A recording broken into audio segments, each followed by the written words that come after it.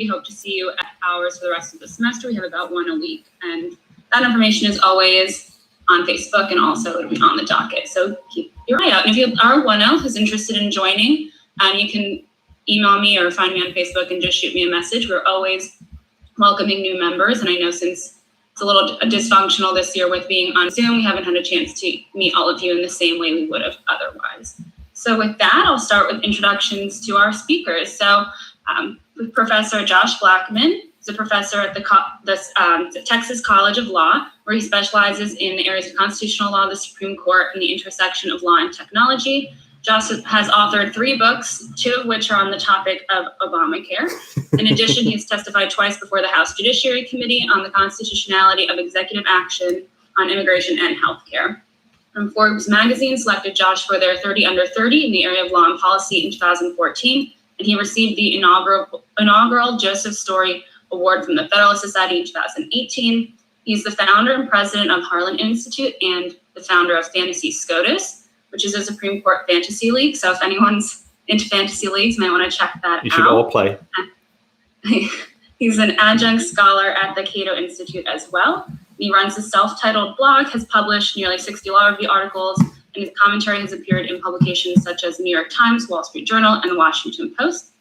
Professor Blackman is a graduate of George Mason University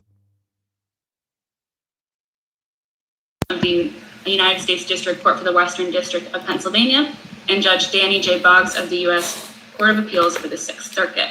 And we're very happy to have you with us today. Thank you. And joining us also is hopefully a friendly face. If you're a one-o, this is Professor Roosevelt. Hopefully familiar friendly face, sorry. Definitely friendly, hopefully familiar. And if not, I'm sure you'll get to know him as he teaches in the areas of constitutional law and conflict of laws, 2 areas he also has published scholarly books on. In addition, he's the author of 2 novels, In the Shadow of Law and Allegiance. He was also chosen in 2014 as the reporter for the 3rd Restatement of Conflict of Laws for the American Law Institute. In addition, he's a fellow of the Yale Information Society Project, a distinguished research fellow at Penn's Annenberg Public Policy Center, and his commentary has appeared in several national publications, including the Washington Post, Time Magazine, The Hill, and LA Times. Professor Roosevelt is a graduate of law school, after which he clerked for Judge Stephen F. Williams of the United States Court of Appeals for the D.C. Circuit and former Associate Justice for the Supreme Court of the United States, David H. Souter. Before joining faculty here at Penn, Professor Roosevelt was an appellate litigation associate for Mayer Brown in Chicago. We're very happy to have both of you here. And with that, I will pass it off to Professor Blackman. Thank you so much. It's a pleasure to be here. I think Professor Roosevelt and I have debated this topic at least 4 or 5 times over the years. I feel like I'm this Groundhog Day where we're always just debating Obamacare, never ending, and it truly feels this way. So hello, Penn audience. Welcome back to your semester. Hope you're enjoying your classes on Zoom. I pray we'll be here in person soon enough. The topic today is California versus Texas, which is the latest challenge to the Affordable Care Act before the U.S. Supreme Court. I'd like to begin by talking about the history of this case, its origin in the NFIB litigation, how this particular case arose after Congress amended the tax law in 2017, how this case has twisted and turned through the courts, how even just in the last 48 hours, the Biden administration has switched positions on this issue from the Trump administration, and where the court's likely going to wind up sometime between now and the end of June. Okay. Our story begins in 2010, when the 111th Congress enacted the Patient Protection and Affordable Care Act, or ACA, or if you will, Obamacare, which seems to be now an acceptable term. There was provision of the ACA at 26 USC section 5000A sub A. That's important. I'll call it 5000A just for short. And section 5000A created a, quote, requirement to maintain minimum essential coverage. And this has been referred to even by Chief Justice Roberts as the individual mandate. The phrase mandate appears nowhere in the statute. The law doesn't say that, but that's how it's been referred to, and I will use that nomenclature here. Okay, so that's 5000A sub A. Now we have 26 USC 5000A sub B, basically the next paragraph over. 5000A sub B codified the shared responsibility payment, which is what it's called in the statute, shared responsibility payment, which is also known as the penalty for not complying with the individual mandate, right? So to shorten, 5000A sub A is the mandate, 5000A sub B is the penalty, just we have our sections straight. Okay. Congress structured these provisions in a very unique way. The mandate and the payment were separate provisions. How do we know this? There were some people who were subject to the mandate, but were exempt from the penalty, right? Congress used these levers to apply to different types of people. It's my firm position that these are separate provisions. As we'll see, and everyone agrees with me on this one. If you read the statute, at least on face, they appear to be separate provisions. Shortly after the ACA was signed in 2010, lawsuits were filed across the country. The leading case became known as NFIB versus Federalist. Now, NFIB was a organization, the National Federation of Independent Business. It was a group of small businesses. But NFIB was never actually the real party in interest because it was just an organization. The real party in interest were two private plaintiffs, Mary Brown and Kai Alberg. These were small business owners. And they argued that the mandate was unconstitutional. They never challenged the shared responsibility payment, that is the penalty.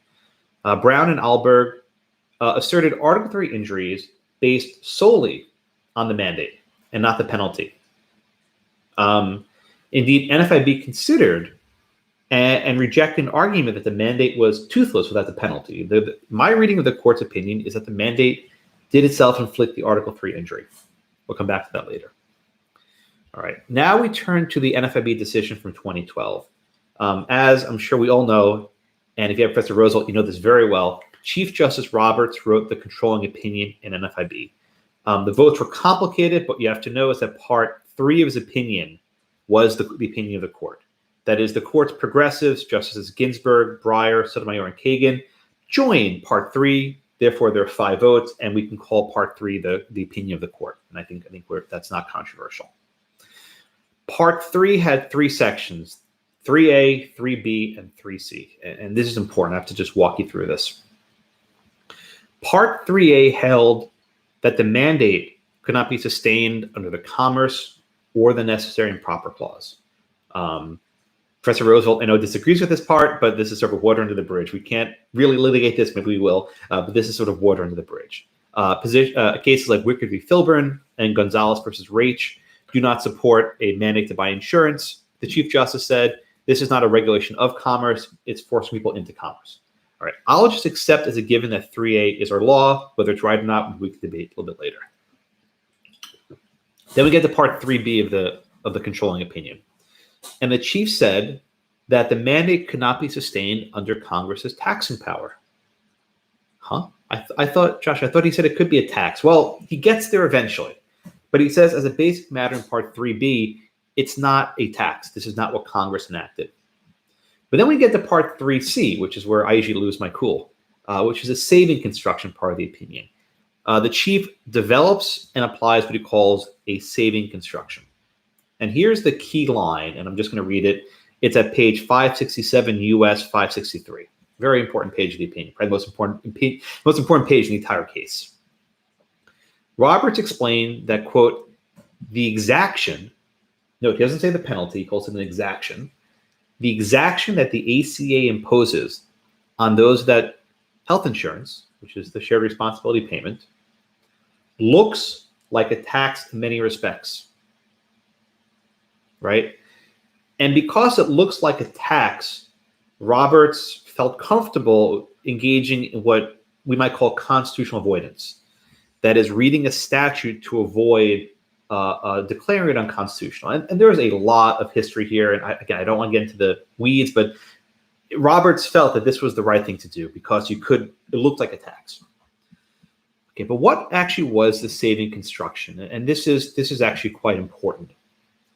The saving construction didn't merely read the mandate as a tax. That's what people say, and I think that's a little bit loose. What the saving construction did was it read both parts of Section 5000A as a single entity. That is 5000A sub A and 5000A sub B. Robertss read them as a single entity. He fused the mandate and the penalty together for the saving construction in Part 3C. Right? In Part 3C, he said, if we can read the mandate and the penalty together as one whole, Section 5000A as a whole, there is no mandate. Instead, this is on page 574, Section 5000A, when fused together, presents, quote, a lawful choice to do or not do a certain act, so long as a person is willing to pay a tax levied on that choice. Let me just read that again. When you fuse Section A and B together, it looks like a choice. It presents a person with, quote, a lawful choice to do or not do a certain act, so long as a person is willing to pay a tax levied on that choice. Again, that's a critical language in Part 3C. He fuses together the mandate and the penalty such as merely a choice. The way I've always read this, not just in recent years, but for almost a decade. Oh God, I think we're almost 9 years from NFIB now, so really almost a decade, is that the saving construction is basically a gloss on the ACA, right? When you're in the confines of the saving construction, you can read Section 5000A and 5000B as this fused entity. Robertss says that works, right? But what happens when you're outside the saving construction, right? When you can't read 5000A sub B as a penalty, as a tax?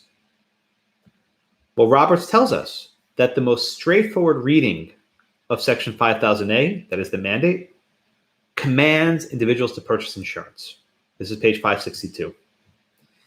And the shared responsibility payment, as drafted by Congress, was not a tax. That's Part 3B. And Section 5000A, as drafted by Congress, did not offer lawful choice. In other words, the only way you get to the lawful choice language is in Part 3C. This is a saving construction. If you don't get to Part 3C, you're stuck with 3A and 3B, which said that you have an unconstitutional mandate. So in my view, the law that Congress enacted imposed an unconstitutional mandate, and it always has. But my argument didn't matter for several years because of the saving construction. The chief found a way to save the statute. And I can talk about that case till I'm blue in the face, but this was my position many, many moons ago. But it didn't matter because the ACA Section 5000B raised revenue. Okay. All right. So far, so good. Fast forward now to 2017, right after the election. The 115th Congress enacts the TCJA, the Tax Cut and Jobs Act. Section 11801 of the TCJA affected the Affordable Care Act in one very precise way. It reduced the shared responsibility payment to $0.00. It did not repeal the penalty. It couldn't. Right? Congress used what's called the budget reconciliation process, which basically allows you to avoid the filibuster for budgetary matters. That's probably how Biden will put forward his stimulus package, if I had to guess. Congress could not have modified anything else in the ACA. All they can do is change dollar amounts, budgetary issues, and they reduced the penalty to zero. Now, President Trump has said for years, I repealed the ACA's mandate. He was lying. He wasn't. I mean, he was. It's not true. He didn't. All they did was drop the penalty to zero. I love all these briefs quoting Trump now as this truthful soothsayer of the law. Yeah, no, he didn't know what he was talking about. Maybe he didn't care. I don't think it matters. They didn't. All they did was drop the penalty to $0. When Congress did this, I thought, I guess the saving construction doesn't apply anymore. If the penalty is not raising revenue, then it doesn't resemble a tax anymore. If it doesn't resemble a tax, you're stuck in Part 3B. You don't get to Part 3C. There's no more lawful choice under the saving construction. I wasn't the only person who thought this. The Texas Attorney General, in collaboration with several other red states, filed a lawsuit. And they argued, as I just said, that the mandate can no longer be saved by the penalty because you can't fuse the elements together anymore. You're left with a mandate and a unconstitutional. You're left with an unconstitutional mandate. In other words, Section 5000A can no longer be read as offering a lawful choice to purchase insurance and pay a tax. In my view, Congress peeled off the ACA's protective gloss. We're left with is just the mandate by itself, and it's unconstitutional. All right, so then we go to court. Texas files suit. Now, I'm not going to talk about Texas's theory of standing because I don't know that it's correct. And we've debated this before. I have serious doubts about Texas's theory, but the lower courts accepted it. I want to instead focus on the individual plaintiffs because I think that's the strongest basis for standing. And that's where DOJ, until recently, thought standing would come from. There were two plaintiffs, a guy named John Nance, another person named Neil Hurley. They're Texas business owners, or at least they're self-employed. And they challenged the mandate. And they asserted an Article 3 injury. And of course, as we all know, to get your butt into federal court, you need Article 3 standing, right? That's the most important thing you have, right? If you don't have an injury in fact, you don't get to federal court, right? You can't just go to court and say, I have a general grievance. I don't like Obamacare. I think it's a bad idea. Let me sue, right? That doesn't work. All right. So almost immediately after this lawsuit came forward, the issue of standing arose, right? How can it be that a penalty of $0 inflicts an Article 3 injury, right? Usually you have a pocketbook injury, even $1 will do, right? If the government assesses a $1 fine, that's enough to get yourself into federal court. I'm with you. The penalty by itself would not be enough to get you into federal court because it's $0. But the plaintiffs in this case never challenged the penalty. The plaintiffs in NFIB never challenged a penalty. The plaintiffs in NFIB only challenged the mandate. Their injury rested entirely on the mandate. In 2012, the plaintiffs argued that this law will require me at some point in the future to buy insurance. The law hadn't gone into effect yet in 2020. In the future, they'd be required to buy insurance. That point was so obvious that no one challenged it. In fact, DOJ didn't contest standing in 2012. Everyone just assumed that being forced to buy insurance would get you there. Now, the argument was, well, if you fail to buy insurance, that would mean you have to pay a penalty. But if you read the affidavits that the plaintiffs had, they never planned to pay the penalty. They were law-abiding. They were going to comply with the mandate, and they were going to buy insurance. The gravamen of their injury is that the government imposed a mandate to buy insurance. Now, it's an unusual injury because the government doesn't usually impose purchase mandates, as I wrote in my book title. It was unprecedented. It was an unprecedented law that to have this sort of command to buy insurance. But it was a novel injury altogether. The plaintiffs in 2017, Hurley and Nance, I think have an even greater injury, right? Back in the Obamacare era in 2012, they were saying we need to take steps to obtain insurance in a couple years. But here, Hurley and Nance are currently subject to the mandate. They do not merely anticipate some future injury. Critics say that, that this is a toothless mandate. During the arguments in NFIB, Chief Justice Roberts actually asked about a toothless mandate. Justice Kagan asked about a toothless mandate. And I think there was some skepticism at that point, right? How can you just challenge the mandate without challenging the penalty? This exact issue is litigated. Granted, Roberts didn't talk about it, but in order for him to reach the decision he reached, you've had to find their standing, right? You've had to accept that the mandate standing by itself was the basis of standing. How do I know this? If you read parts 3A and 3B about the mandate, there's no discussion of the penalty. It never factors into the discussion. The only injury that could be asserted was the mandate to buy insurance, and that mandate exists today as it existed back then.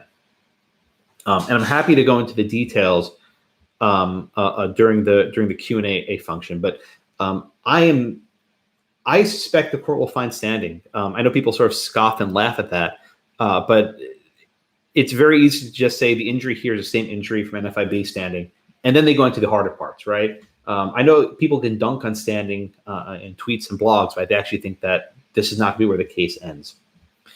On the merits, I think the argument actually leans towards Texas in light of NFIB, and let me explain why. The chief explained that you can read the ACA as imposing a lawful choice in the confines of the saving construction. We are outside the saving construction now. You can't rely on that argument anymore, and we're back to part 3A and 3B, we have an unconstitutional mandate. Now, I think California has basically agreed that, if that's the rule, so be it. And if the court just declares the mandate unconstitutional, I don't think California will lose any sleep. I really don't. I think they would basically say, well, okay, you got us. The mandate's unconstitutional. Declare the mandate invalid and let us go home. Now we get, I think, to the most consequential part of the court's opinion, which is where usually people are very serious on, which is severability. For those of you who have not taken, I guess maybe you'll have, but if you haven't taken federal courts yet or litigation, severability is a concept in law. What happens if you have a big statute, right, with many parts, many moving elements, and part of it's declared unconstitutional? What happens to the remainder of the statute, right? What happens to the rest of the statute if some small part is declared unconstitutional? Well, there's one school of thought that says, well, you just declare one part unconstitutional, you leave the rest of the law in place, right? That's perhaps one school of thought. Perhaps another school of thought is, well, if one part of the statute is unconstitutional, you got to kill the entire statute, right? You got to start blank from the drawing board and let Congress start from scratch. And then there's another school of thought which says, well, let's consider congressional intent, right? Let's imagine that we were to go back in time to 2010 and we were to tell Congress, okay, if someone were to declare provision X unconstitutional, what happens to the rest of the statute? Would Congress have wanted everything to go? Would they wanted some parts of the law to go? Or would they want to do something else? And it's a very intent-based analysis, which this textualist is not very fond of, but that's sort of what the precedent says, right? That's the usual analysis. But this case is even more messy because we're not dealing with one Congress in 2010 that enacted the ACA. We also have the Congress in 2017 that enacted the tax cut bill, the TCJA. In 2010, Congress did make a judgment, I think at least. I think Congress said that if the mandate is declared unconstitutional, then you have to take out the law's guaranteed issue and community rating provisions. I'll call it GICR, guaranteed issue community rating. GICR was designed to protect people with pre-existing conditions. This is perhaps a very popular part of the law, okay? The Obama administration argued, I think rightly, in 2012, that if you kill the mandate, you have to take out the GICR. I think that was probably the right position. The court never reached it because Robertss upheld the mandate, so they didn't have to reach severability. The joint dissenters, 4 votes, said the entire law's got to go. The ACA is like a watch. If you take out one gear, the entire thing will break. It cannot survive. All right. If that's all we had, I think the severability analysis would be a lot simpler. But that's not all we have. In 2017, Congress goes and they zero out the penalty, but they leave everything else in place. And there are countless statements in the records that members of Congress said, all we want to do is take out the mandate, take out the penalty, but leave everything else in place. We don't want to kill Obamacare, right? So if it's a question of congressional intent, I think, and we're looking at the 2017 Congress, you would favor a very narrow approach of severability, which is probably you just take out the mandate and then you go home and call it a day. All right. Those are the traditional views of severability. I want to give one more perspective, which is the one that I favor. For disclosure, I put an amicus brief on behalf of the Cato Institute in this case. You can find online with my good friend Ilya Shapiro. Recently, there's been some debate about severability law.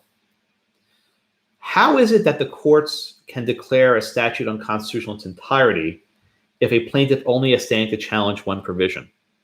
If you've taken First Amendment yet, there's a doctrine of overbreadth, right? Where let's say a plaintiff challenges a statute that applies to him, he can actually raise arguments about how it might apply in other contexts that are unconstitutional. That doesn't sit well with Article 3, right? How can you challenge a statute in ways that doesn't injure you? Severability acts in a similar fashion.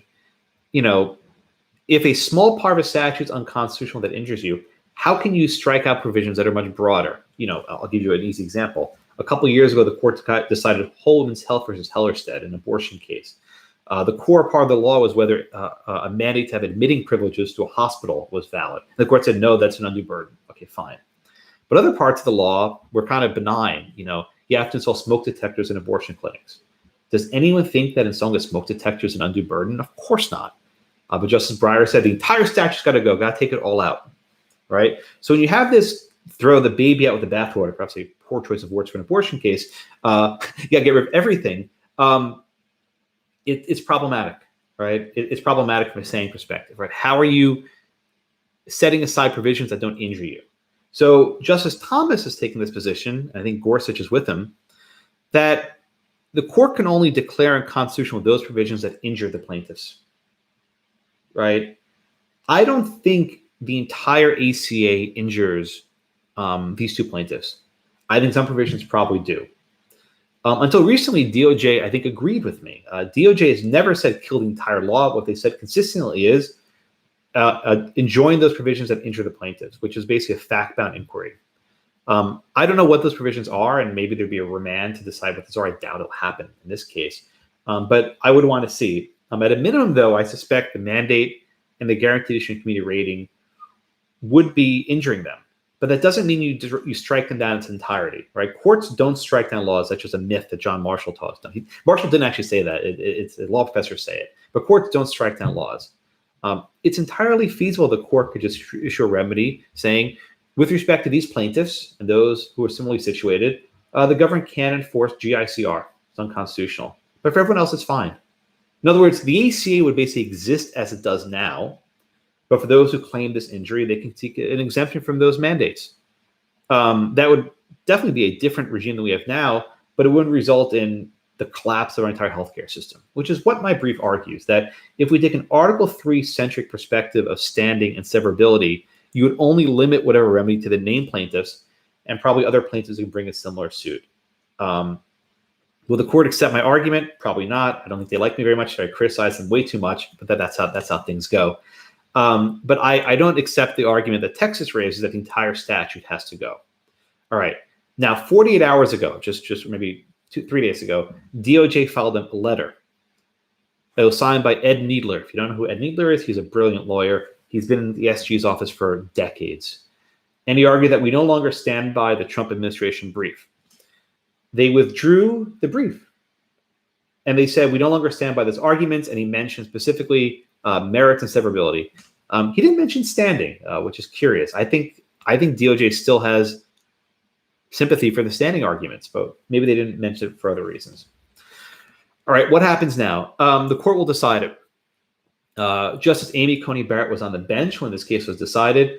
I think there's a very low, close to zero chance the court declares the entire statute unconstitutional.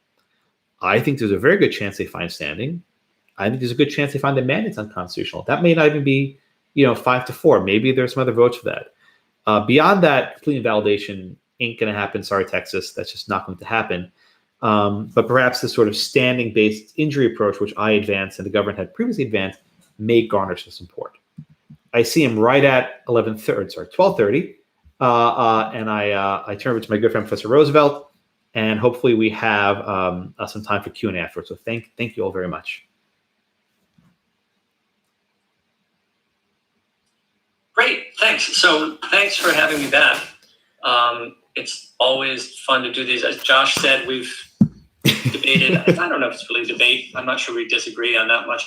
But we've discussed this several times, and it's always fun. And I feel like I learn something new every time, although maybe that's because I've forgotten it over the year or so since we last did this. But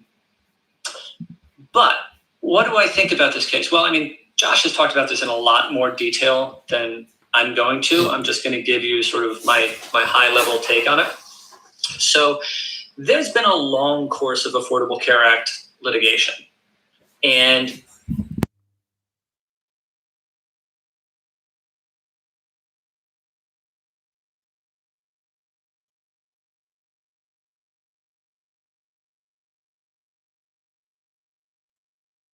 I thought it was pretty clear it could.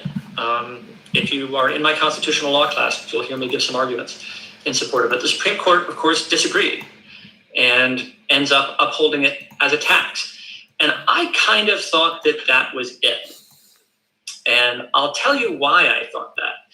Because in NFIB against Federalist, you've got sort of conservative high politics or conservative constitutional ideology where we're suspicious of this super broad commerce power. lined up with conservative lower politics, like we don't like this law as a policy ground. And how do judges decide cases?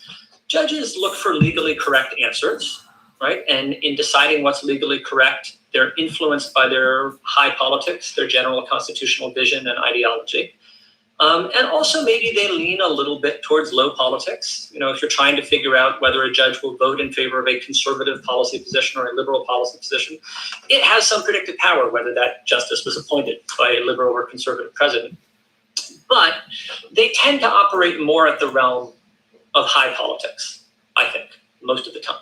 So if you're looking for a conservative policy result, like invalidate the Affordable Care Act, you probably want to have it align with a conservative high politics constitutional ideology. And it did in the first case, but they didn't quite get there because Roberts saved it as a tax.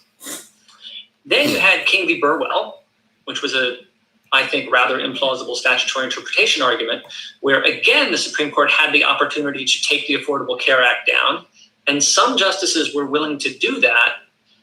But again, it didn't work. And now, you know, the statutory interpretation question didn't really line up with conservative high politics in the same way. That was why I thought it had less chance of succeeding. Also just not a super plausible statutory interpretation argument. And it didn't.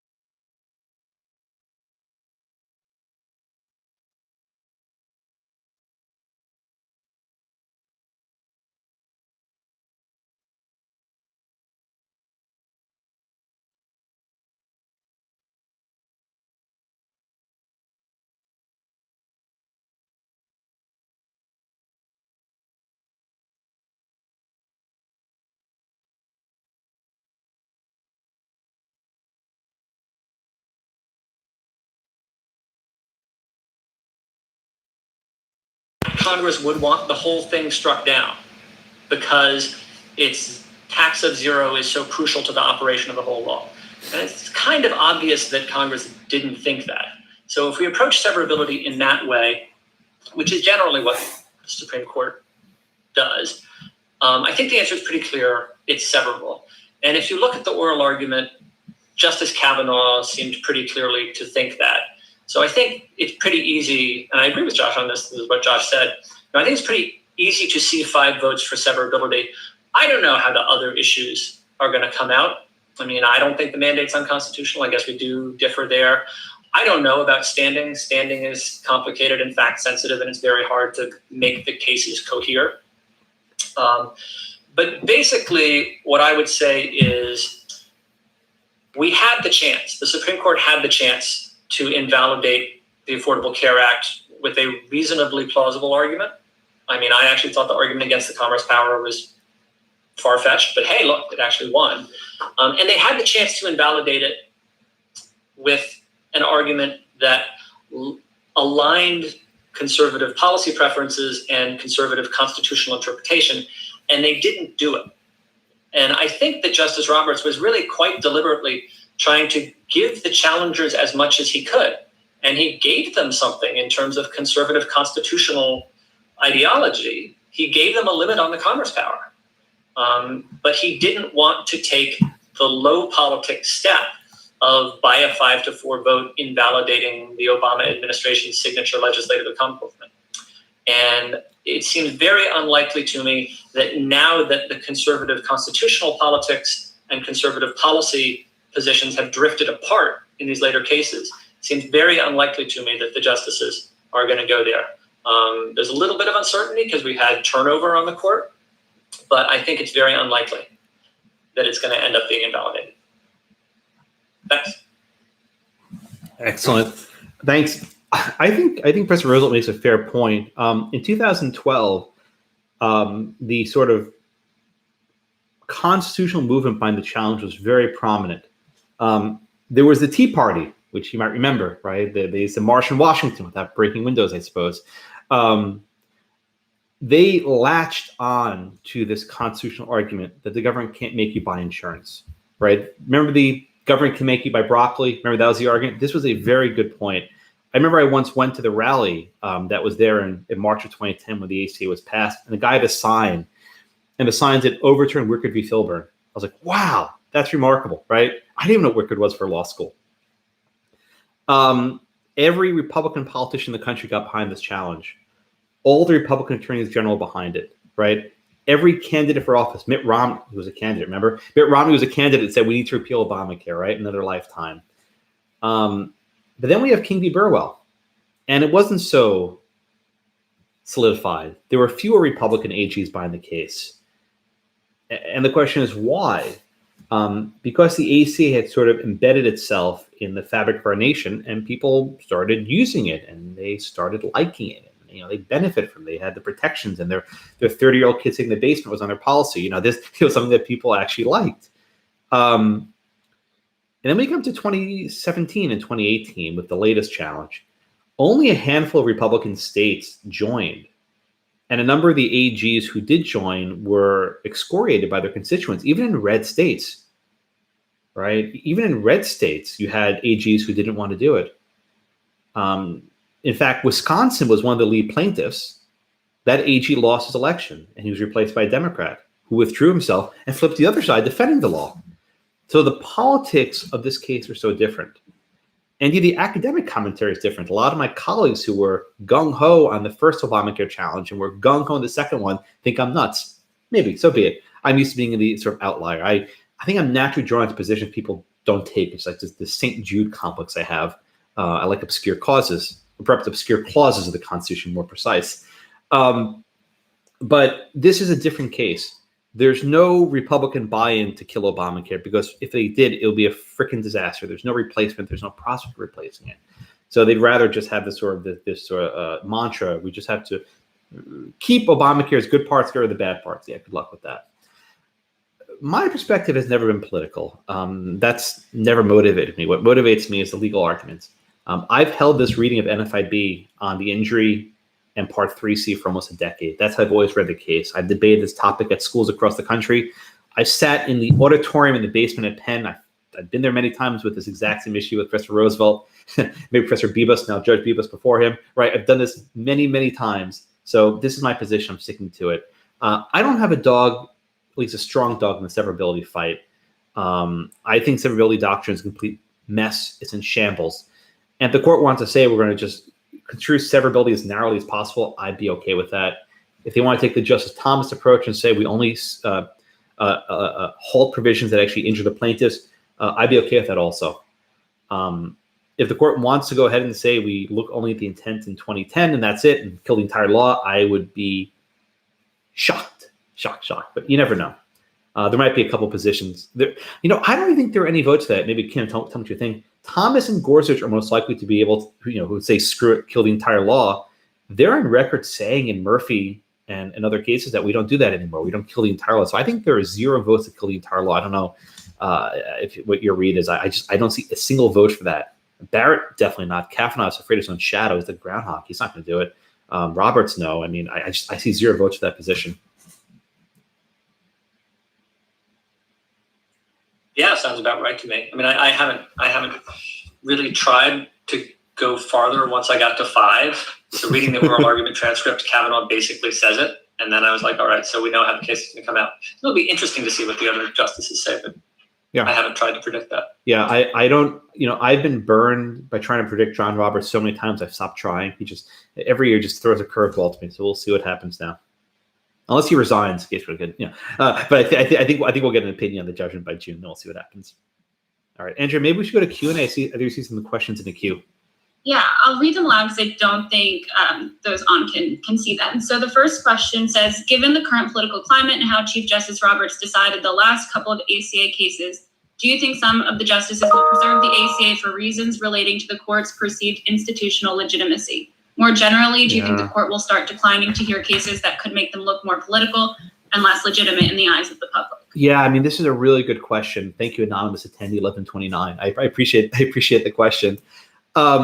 I think the short answer is the chief would certainly like to do that, but I don't think he has the votes to control things anymore. I think now there are 4 votes to grant cert on cases, even if the chief doesn't want to take the case. In the past, if Roberts wasn't down, they wouldn't grant cert. Now they're not so sure. So I think we'll see cases in the Second Amendment granted soon. I think we'll see more cases, perhaps on abortion, affirmative action, where Roberts is probably already on the right. Will we see court packing or court reform, or what the hell you want to call it, court restructuring, whatever you want to call it? Perhaps the court will always sort of keep that sort of thing in the back of their eye. But there's certain issues that I think we're going to see more conservative decisions. The doctrine of Justice Kennedy will probably start fading more and more as time goes on. Kim, what do you think?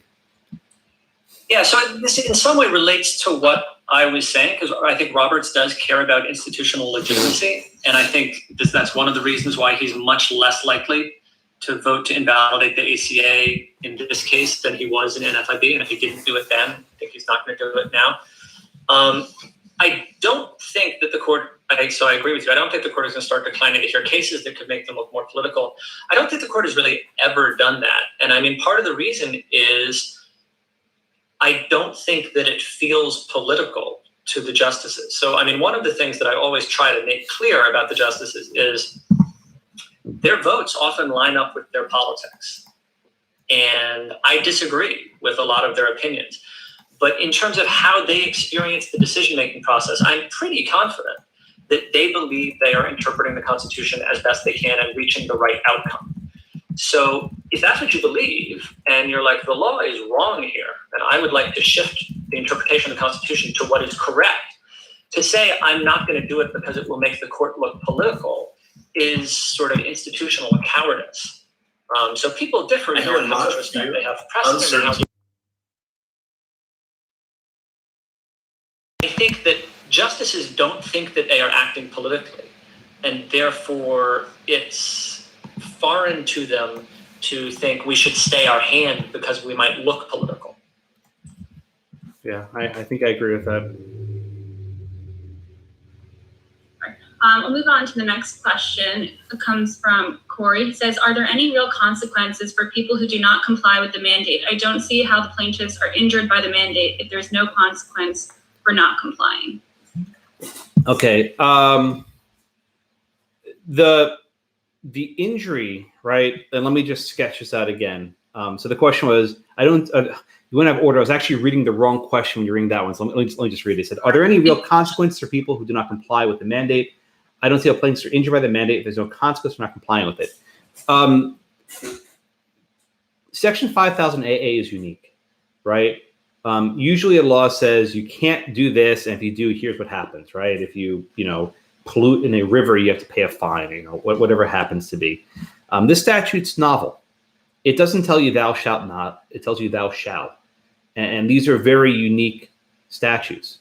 True enough, I don't think there's a consequence in 5000A. Indeed, there are some people who are subject to the mandate, but not the penalty. For example, Native Americans. I always wanted a plaintiff to be from a member of a tribe, because this was the perfect plaintiff.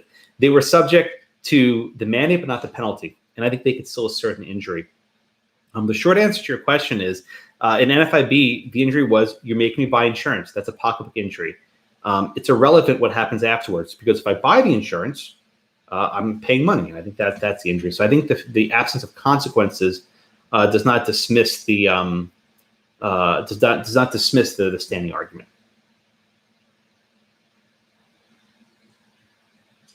So I listened to the oral arguments about this, and I think there's a real question whether there's an injury. What I've heard people say is, one, well, the government is still making me do something if I want to be a law-abiding person. And if you think that all you have is the mandate, then that's true. The government is saying, do this, and there are no consequences if you don't, but we're telling you to do it. And if you want to follow the law, then you're going to do it. And if not, you suffer maybe some psychic injury, because now you've broken the law. If you understand the mandate as saying, here is your choice, and they're both lawful, right? Either get insurance or pay $0. And you're like, I'm following the law, I'm paying $0. Then I guess that sort of goes away. The other line of argument that was raised was maybe there's some sort of social opprobrium attached to this. So the government is like, if you're a good person and you're looking after your fellow citizens and not inflicting costs on the rest of us by showing up to emergency rooms to get care you can't pay for, you'll get insurance. So get insurance, right? And then if you don't do it, other people look down on you.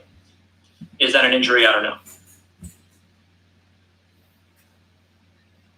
Go on to the next question. Mine might be in a different order. So this is from Jacob. It says, thank you for joining us, Professor Blackman. I was wondering if you could talk a little bit more about the story behind the original ACA suit and your involvement with it. I also have the question, do you think NFIB versus Sibelius was a success for the conservative legal theory? Jacob's an old friend, so he's giving me a softball. I'll be happy to knock this one out of the park.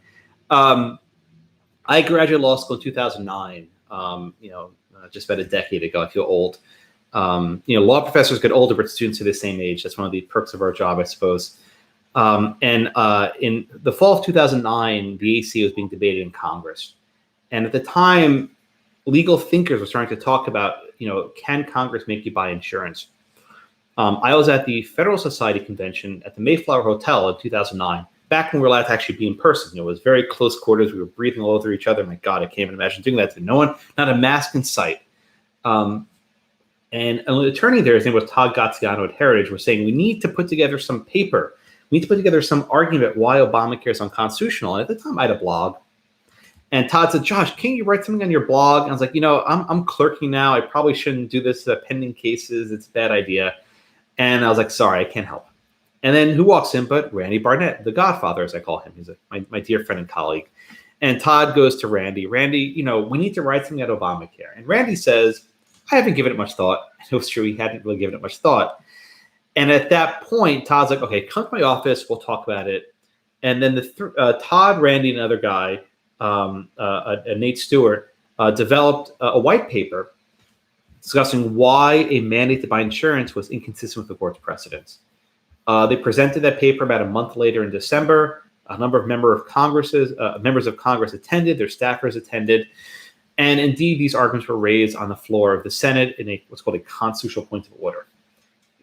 What I call this Mayflower Compact, this moment basically triggered the beginning of the legal conservative movement.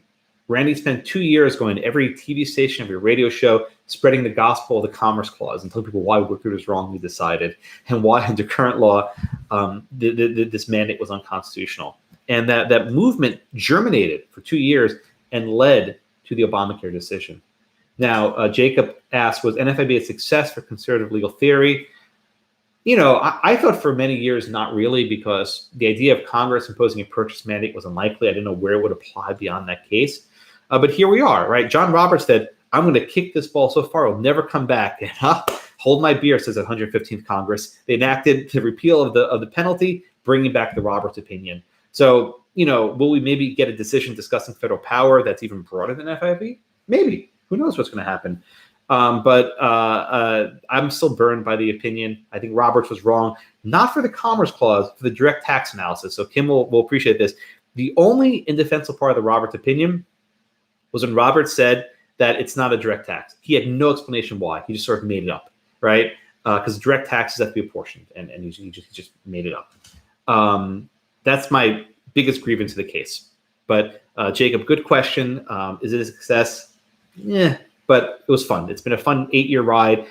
I cannot be wait to done with it. I can't wait to be done with this case. I've been writing about it forever. I want to move on with my life or about something else that's not Obamacare or Trump related, and maybe I'll get to that eventually. I don't know. Great. And then one more question says, it's also for Professor Blackman, but Professor Roosevelt, you can weigh in as well on the standing question. It says, I'm curious to hear more about Texas's standing argument and particularly why you feel it's not strong. Also, have you heard anything in oral arguments that would indicate the justices lean one way or another on standing? Sure, I can start and Kim can jump in later. Texas is a state, but Texas is also an employer, right? Texas employs people. Texas is not subject to the individual mandate. It's not. It doesn't act upon the state. But Texas hires people who would be subject to the mandate. And Texas has argued that because of the repeal or the zeroing out of the penalty,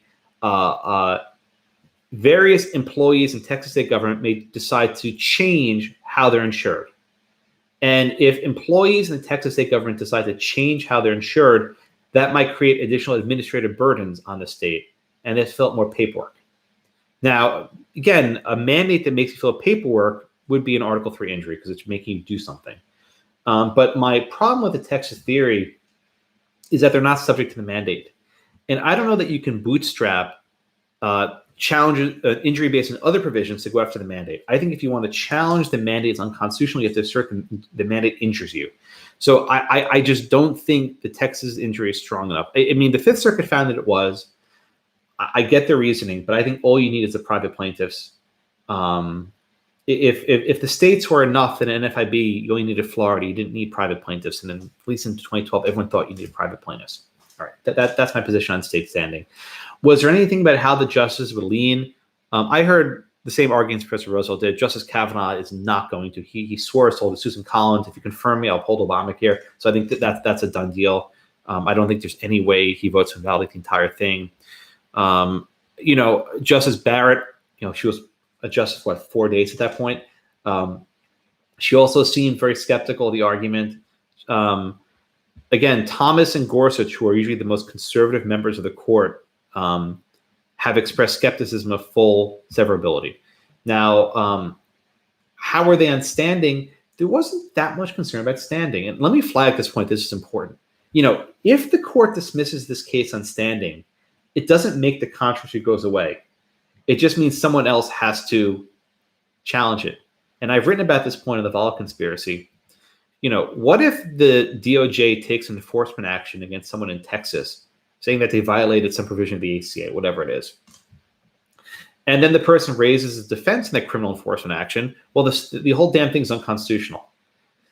That case would obviate the Article 3 problem. There's no standing issue because you're being prosecuted. And I think there's some precedent, it's not lock solid, but there's some precedent saying you could raise as a defense that the entire statute's inseverable, and because the entire statute's inseverable, your prosecution's invalid. That simply tees up the constitutional question all over again. I think the government, DOJ, even with Biden, doesn't want that. They don't want to win on standing. A win on standing would be awful because that just punts the issue. It just leaves it for some other district court judge to declare Obamacare unconstitutional. We're all back to square one again. I think the court's either going to say the mandate's constitutional or you sever it. But I don't think you get a ruling on standing in favor of California. I just don't think it's going to happen.